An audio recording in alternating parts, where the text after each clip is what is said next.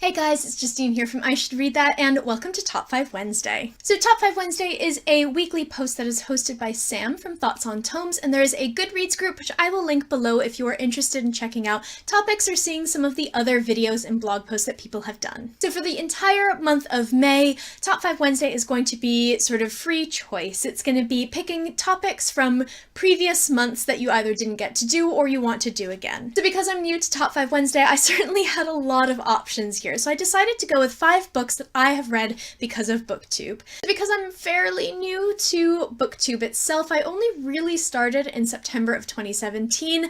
I haven't either bought a lot of books because of the influence of BookTube, and I haven't necessarily read a lot of the books that I bought because of BookTube. So this is going to be a list of books that I have either read or bought because of the influence of BookTube or book blogging, just because of the book community in general. So the very first book that I have here is Warcross, and this is by Marie Lu. This is a science fiction book that features a sort of virtual reality world that has taken the world by storm.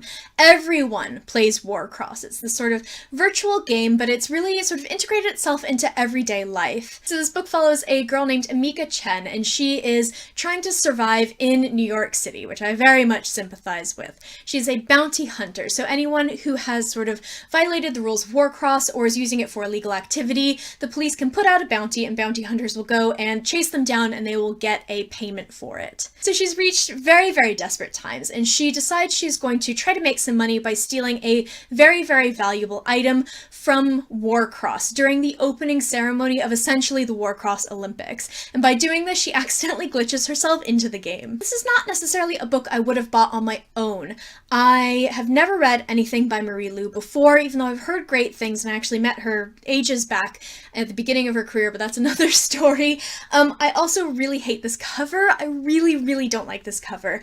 So it's not a book that I would have picked up on my own. I heard such amazing things about it that I decided to actually request it from the publisher. That's where this copy came from, and I read it in like a day. I absolutely loved it, and I have BookTube and book blogging to thank for this. So next up, I have a book that I bought because of book Twitter and book blogging. I think this came out well before I started BookTube, or otherwise it came out like just after I started, so I can't really thank BookTube for this one. This is a book that's going to break my heart when I get around to reading it. This is They Both Die at the End by Adam Silvera. This book takes place in a kind of near future type world in which people are informed on the day that they are going to die that they're going to die. You get that phone call in the morning and you will die in the evening. So because of this, there's been an app that has been developed called End Day, and you can essentially find someone who's also going to die on that day and sort of spend your last day together and create a friendship. So of course this is going to be so sad. It's going to be so upsetting.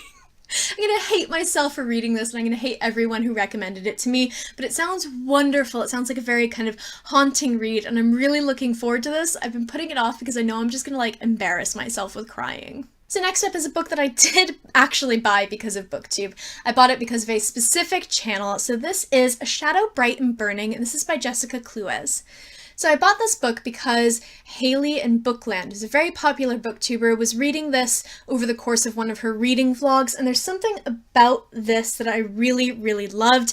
Even though I don't think she ended up liking it all that much, I decided to buy it for myself. This takes place in a alternate Victorian London that has magic, and this is like Justine Catnip right here. This is the kind of book I would love. So this book follows a girl named Henrietta, and she's forced to reveal her power to save a friend, and she expects she's going to be executed. Instead, she's invited on to train as one of Her Majesty's Royal Sorcerers. This sounds great. I'm really excited to read this. It's one that keeps slipping my mind, and I'm really glad that I ended up pulling this off the shelf for this video because I am reminded of how much I want to read this book. I believe it's a trilogy, so the first 2 are out now, and I think the next one is out soon. So the next book that I have on my list is one that, like, you couldn't throw a rock without hitting a post about this, whether it was on Twitter or on BookTube or just in the blogging community in general. Like, everyone was talking about this book, and it is one that I've actually read, unlike some of the other ones here, and I ended up really liking it, and I'm very, very excited for the next one. So this is A Gentleman's Guide to Vice and Virtue by Mackenzie Lee. A Gentleman's Guide to Vice and Virtue, which is quite a mouthful to say, say, follows a young man named Monty, and he is kind of a young, bored, very handsome aristocrat in, I believe, is it Georgian England?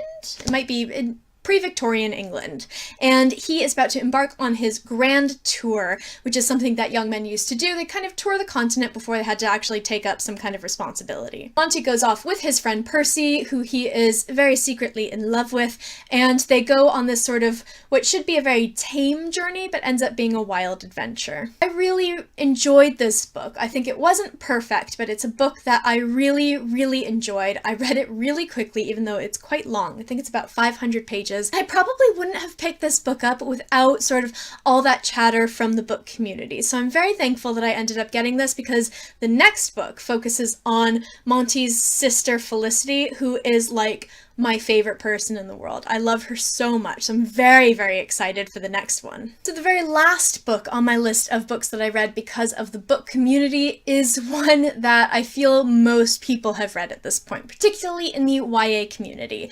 And I started reading YA January of 2017 when I read Rebel of the Sands, and this is one of the ones that I sought out quite early, because when I did start my blog, everyone was talking about this book because the sequel had just come out. So this is Six of Crows by Leigh Bardugo. I would have never discovered this book on my own, and I owe a lot to the book community for introducing me to this book, because it is genuinely one of my favorite books ever, and she is now one of my favorite authors ever. This book takes place in a city called Ketterdam, and it's about a thieving gang, and they have to go and pull off the impossible heist, which is breaking someone out of a prison. You can get into this prison, but no one has ever broken out. And it has like that amazing like Ocean's 11 type sort of ragtag crew of thieves that are all so charming and wonderful and work so well together, and I cannot tell you how much I love this book.